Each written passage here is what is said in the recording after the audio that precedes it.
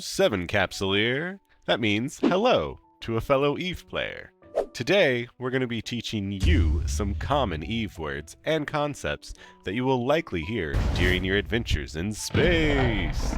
And after that, it's story time that you won't want to miss, where we will learn even more useful words. This will be especially helpful if you are a new bro. That just means new or inexperienced player. But even if you are a bitter vet, someone who has played EVE for a long time, enough to be disillusioned to everything the game has to offer, I'm positive that you will find some interesting bits of knowledge here. First up, let's talk about hierarchies. Most players will join a corporation, or corp for short. This is like a guild or a clan in other games, and it's the group of people that you're going to be interacting with the most in the game. For example, let's think of our corp like a state, like California. From there, your corp may be part of an alliance. This is a collection of corps which work together to achieve bigger goals. In our example, this is similar to a nation, like the USA. From there, you have coalitions. There are no in-game mechanics for these, but you can think of these as groups of alliances, usually close geographically, that will practically always be friendly with each other, and more often than not, will help support any war effort of any alliance that's in the coalition. The next hierarchy that we want to talk about is modules, also known as equipment. It goes in order of Tier 1, which has no icon, Meta modules, which also have no icon, T2, which has the yellow 2 icon, Faction or Storyline green icons, Dead Space blue, and Officer purple. That said, because EVE is a complex game, a higher rarity item doesn't always mean it's the best choice for your ship. Fitting a ship is a complex balancing act of innate traits of a ship whole, like its size, power grid, CPU, and of course, price. Now it's time to talk about space. First, let's talk about K-space, also known as known space. This is where you're going to start the game and probably do most of your activities. From here, it's good to know what the sec or security status of the system is which you are in. This can be high, low, or null, sometimes called 0.0. The difference being what kind of NPC, so that's non-player character, police response there will be when you do naughty things. And also a few modules being able to be used or not used, depending on what area of space you're in.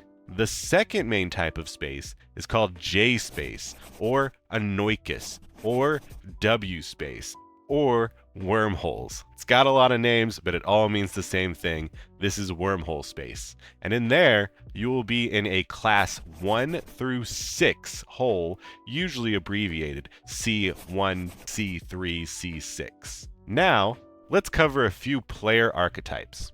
First, you got Care Bears.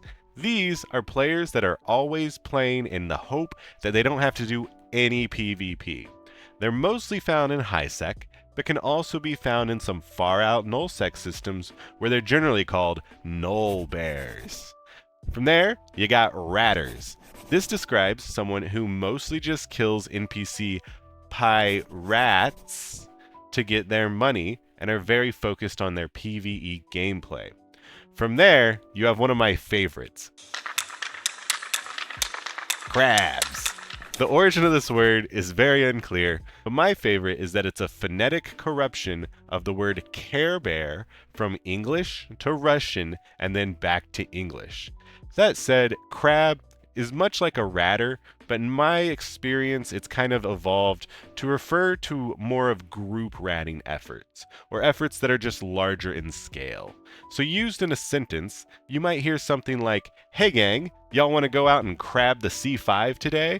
Or, "Don't bother trying to get a fight out of that corp, they're just a bunch of crabs." Another important one to know is multi-boxer. So this is just a single person that controls multiple game clients at the same time, instead of flying just one ship. They fly like 5, 10, 50 accounts at the same time. The opposite of a multi-boxer is called a single account enjoyer. You're probably a single account enjoyer right now, but that can change over time. You will inevitably fall somewhere on this scale, with most players sometimes multi-boxing around 3 clients. Now, let's talk about some loot. The most important being blue and red loot. This just refers to a kind of item that drops from certain kinds of NPCs that's blue or red, and sells directly to NPCs for a set amount, and these can be a major ISK faucet. So usually you're going to find blue loot in like wormholes, and you're going to find red loot in like abyssals, some very PvE focused content. Another confusing word is plex, because not only does it refer to complexes, which you're going to find in like faction warfare area, but it also stands for pilot license extension and is also used as a secondary / premium currency.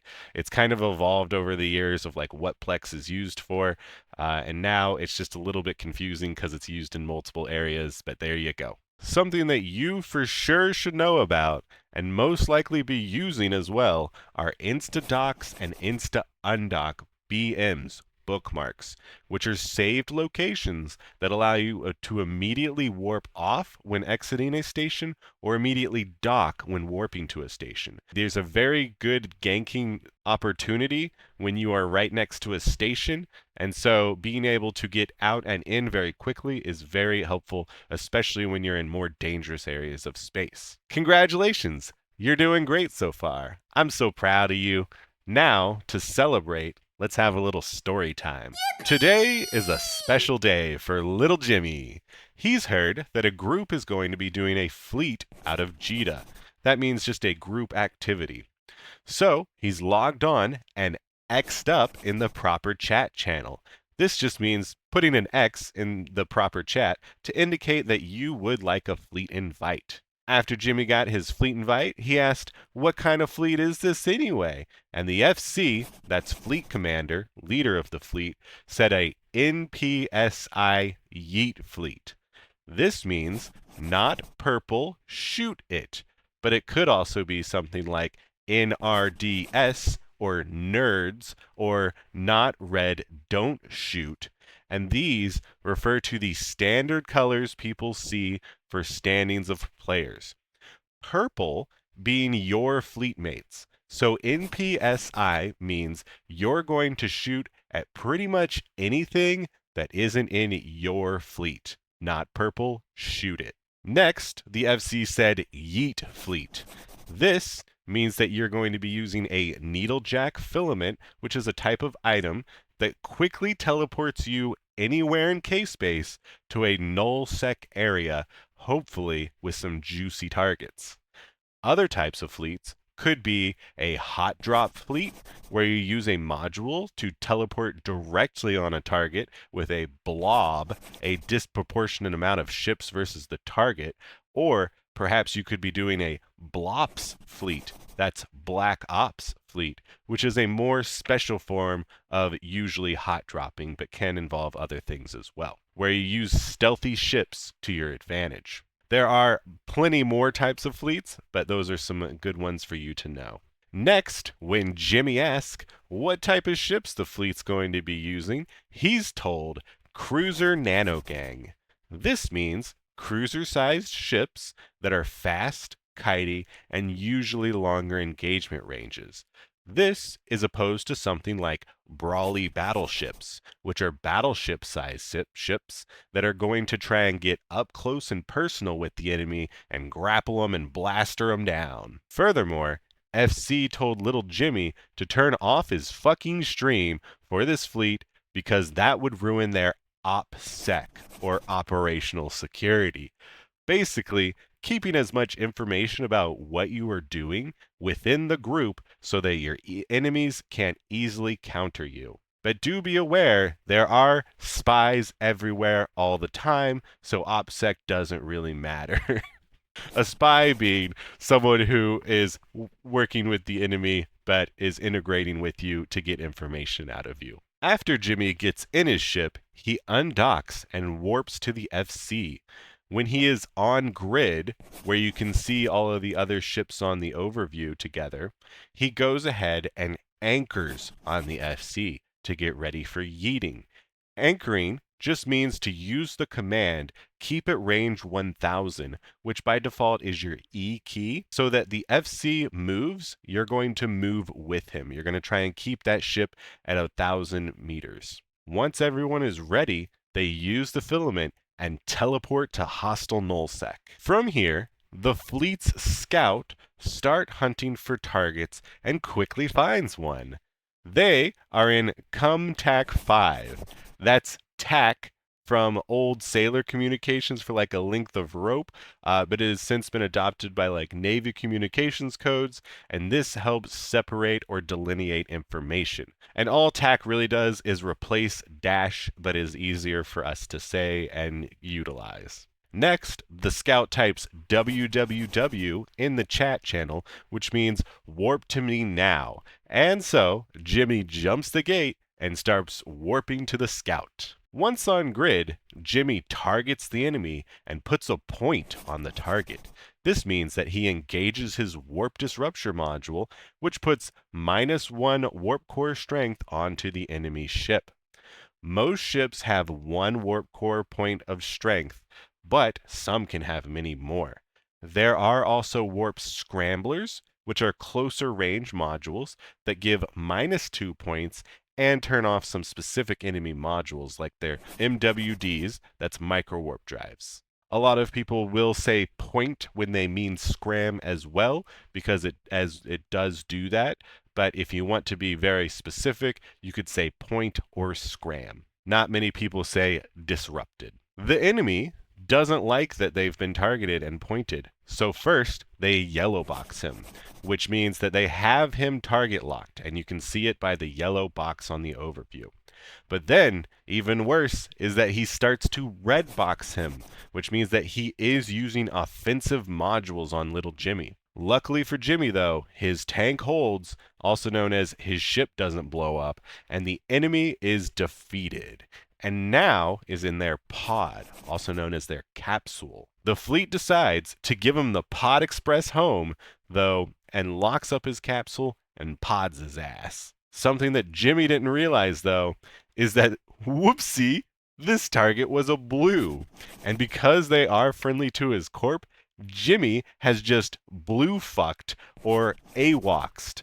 Called AWOXing because the first guy to do it a whole lot was called AWOX. His corp was so mad about this incident that they actually kicked Jimmy from the corp.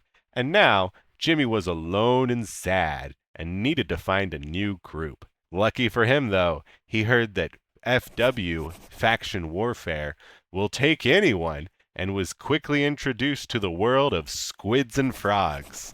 This one, I like this one a lot, and it comes from a portmanteau of Caldari and Amar, calamari, and then frogs, because Galente are French and they are inspired by the green. Jimmy has a great time in Fac War, but eventually needs to focus on real life, RL. So decides to win Eve, which means quit playing the game. That said, there's a legend out there that no one ever truly wins Eve. They just take extended breaks. During this time, though, little Jimmy has turned into a bitter vet and can still be found posting CC Please Fix on the Eve subreddit nearly every week. And there you have it. Now that you know a few extra and exciting words about the Eve lingo, you can go ahead and take that knowledge to the next level by learning about some of Eve's hidden features up in this playlist here.